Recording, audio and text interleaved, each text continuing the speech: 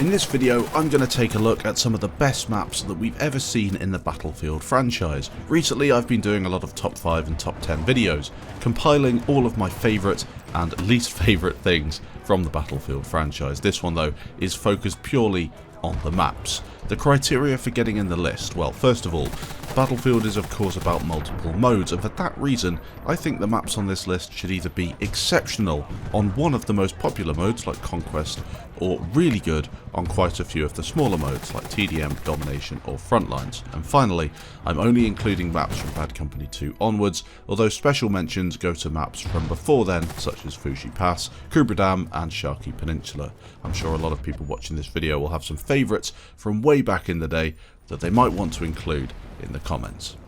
So in no particular order, here are my top 10 maps from the Battlefield franchise. Starting out, we have Caspian Border from Battlefield 3 and maybe a bit from Battlefield 4. This was a map focused on all-out war with heavy vehicle gameplay and infantry engagements at pretty much every single range. It was a great all-round Battlefield map. You can use all the classes, all the vehicles, adapt to different playstyles, play the objective, or just simply go your own way. It was a really great sandbox map, and we saw that when it was originally released right at the start of Battlefield 3's life. The tower in the centre of the map acts as a bit of a centrepiece really for all those crazy moments, and when the tower does collapse on both BF3 and more spectacularly in Battlefield 4, it really does add a little bit extra to the gameplay. The Battlefield 4 version has a large border wall instead of that fence and ditch area, which does help out with the cover, but also makes the map a little bit more difficult for other types of engagements, and it can be a little bit more of a stalemate. Battlefield 3 is the version that people enjoy the most though, and that is the one that makes the list. At number 2 we have Strike at Karkand. Originally from Battlefield 2 and then remade in 2142, Battlefield Online, Play for Free and Battlefield 3. Focusing on the BF3 version of the game, Strike at Karkand is essentially a war-torn city landscape focused on infantry and tank gameplay. The lack of air vehicles gave the map a different flavour to the other experiences you got on BF3, and the visuals, in my opinion, were just fantastic. I loved this map, and for those Battlefield 2 players, I'm sure that you were glad it got remade in Battlefield 3. I think it's fair that it's on the list. At number 3 we have a Bad Company 2 map, it's ARICA Harbour. I've said it before and I'll say it again. Battlefield Bad Company 2 did a really good job of creating dynamic and replayable rush maps. I prefer the map on Rush over Conquest, as Rush was really the major game mode in Bad Company 2. It deserves to be on the list, and hopefully in the future DICE will bring Rush back to its former glory. Next up we have Grand Bazaar from Battlefield 3. Set in central Tehran, Grand Bazaar is a fantastic map, renowned for close quarters fighting, difficult choke points and incredible flanking opportunities. I really love urban environments, and you'll see that throughout this list, and I personally think Grand Bazaar does it superbly well on Battlefield 3. At times, yes, it can be a bit of a stalemate.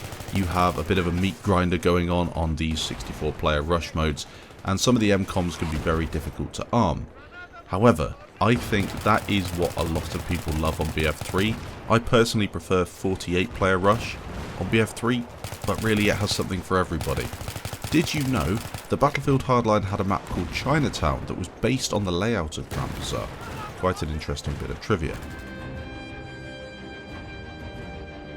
Following on from the first Battlefield Bad Company 2 map, ARICA Harbour, we had on this list, we've now got another one, VALPARAISO. A classic map that players will remember well. Pushing down the hill on towards the water on the first set of objectives was a great experience, and as with many Bad Company 2 maps, the entire process pushed objective play. Check out the map design here. It's narrow, it's straightforward, and clearly has been designed for modes like Rush, these linear modes that for a lot of the time want to encourage players to move forward to the next set of objectives. At number 6 we have possibly my favourite map in the franchise. I do flip between different maps, depends which one I've played recently. There are a few that are really top tier maps. DAMAVAND Peak though has to be up there. It's not the best map in the world on Conquest, but I don't play it for Conquest, I play it for Rush. This map has the best battlefield moment ever with that incredible base jump, 500 meters of free falling between two sets of objectives. Epic.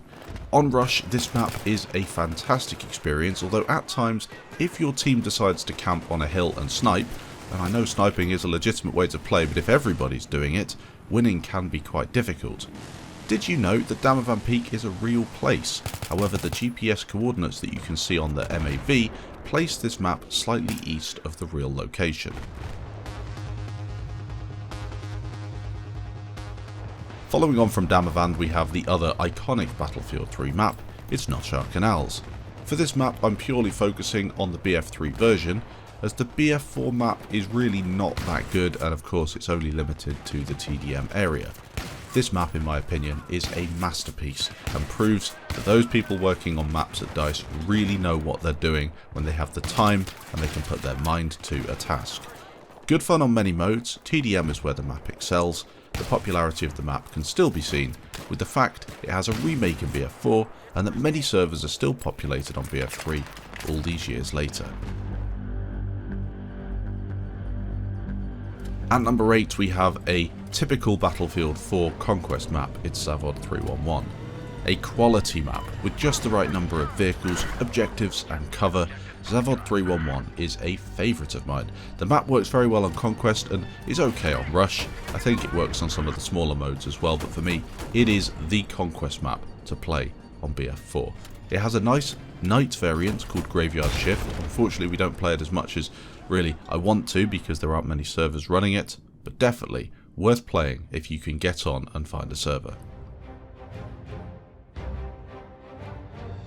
At number 9 we have a Battlefield 1 map, AMIENS. I wanted to include a few Battlefield 1 maps in this list, but for me, as it's my top 10, I couldn't put them ahead of any of the other maps on the list so far. I just couldn't find a reason to put them in there. Battlefield 1 had one exceptional map in my opinion, and that's AMIENS. Some people prefer other ones, but for me, AMIENS really stood head and shoulders above the rest. A few of the issues I had with Battlefield 1 and map design did revolve around the lack of decent cover and a form over function mentality. For example, a map would look fantastic, but it wouldn't really play that well. AMIENS doesn't suffer from that issue though. The map looks great and really nails that World War I feeling. You feel as if you're in a World War I town. Another map I would include on this list would be Baba if I had another position, as I love that map, but we can of course only have 10. At number 10, and rounding off this video, we have Propaganda from Battlefield 4. Surprise surprise, I've included a bunch of BF4 maps on this list. It has to be Propaganda though. Significantly focused on infantry combat, Propaganda gets the most out of Battlefield 4's infantry gameplay. It's a true classic map that will probably see a remake in the future. A controversial opinion here, but if you remove the tanks from the map, I think it would be a better infantry focused map than Locker and Metro. I know a lot of people won't agree with me there because they like the choke points, but Propaganda, 64 player, infantry only, is just amazing. It's such a good experience. It works fantastically well on Chainlink, really good on any of the smaller modes that you're lucky enough to play. It's a great urban map, and I think it definitely deserves to be on this list. So a full list and no Battlefield 5 maps have been included. What Battlefield 5 map could I really include on this list? There are a few that are fun. I kind of like Pacific Storm. I think that was a good map when it came out. Iwo Jima's fun at times. It's quite atmospheric. But really, map design, for anyone who's only just come to the Battlefield franchise, you missed out on some true classic maps. I really hope that they get back to those glory days in a future Battlefield game. Do you have a different top 10 to me? Make sure that you leave it down below and leave a comment with your favourite maps from the franchise. Thanks for watching, and I'll catch you in the next video.